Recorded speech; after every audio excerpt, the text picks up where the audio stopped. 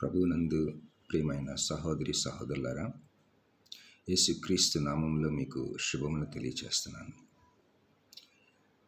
ఎఫెసీ పత్రిక 4వ అధ్యాయము 7-8 వచనాల నుంచి ఒక తలంపు మీతో పంచుకోవాలని, మరి ముఖ్యంగా నా తోటి సేవకులైన అనేక మందికి ఇది ఒక ప్రోత్సాహకరంగా ఉంటుందని ఒక ఆశతో ఈ యొక్క మాటలు నేను మీతో పంచుకోవాలని ఆశపడుతున్నాను.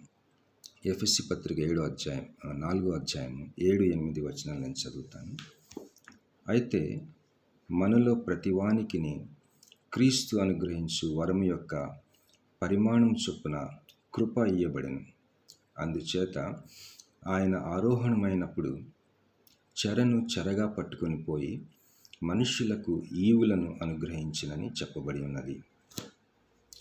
ఈ వాక్యంలో గొప్ప నిధి దాగి ఉందని నేను గ్రహించుకున్నాను. ఏమనగా,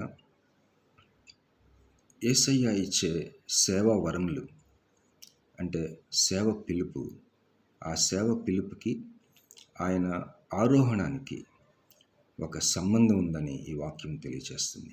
ఏమిటి ఆ సంబంధం అంటే, ఆయన ఒక ఆత్మ సంబంధమైన గొప్ప విజయాన్ని ఆయన సాధించి ఆరోహణం అవుతూ ఉన్నప్పుడు ఆ యొక్క విజయంలోని కొల్ల సొమ్ముని మనకి సేవావరంగా ఇచ్చాడని, ఈ కొల్ల సొమ్మే మన యొక్క పిలుపు లేదా సేవావరం, మినిస్ట్రీ గిఫ్టింగ్, కొల్ల సొమ్ము, ప్లండర్ అని ఇంగ్లీష్లో.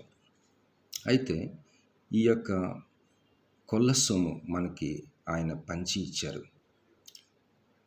దానిని మనం ఏం చేయాలని నేను మెడిటేట్ చేసినప్పుడు నాకు అర్థమైంది ఏంటంటే, భయంకరమైన పాతాళపు శక్తులతో మనము పోరాడాలి. అది మనకి కొంతవరకు తెలుసు, కానీ అది బహుఘోరమైన పోరాటం. అనేక సార్లు మనము చేయలేని పోరాటం. ఆ యొక్క కొల్ల సొమ్ము అది వరమే, కానీ అది గొప్ప పోరాటానికి సంబంధించిన ఒక గొప్ప పని. ఆత్మ సంబంధమైన ప్రచండమైన భయంకరమైన శక్తులతో పోరాడి స్వతంత్రించుకోవలసిన ఒక భాగ్యం ఈ సేవ పిలుపు.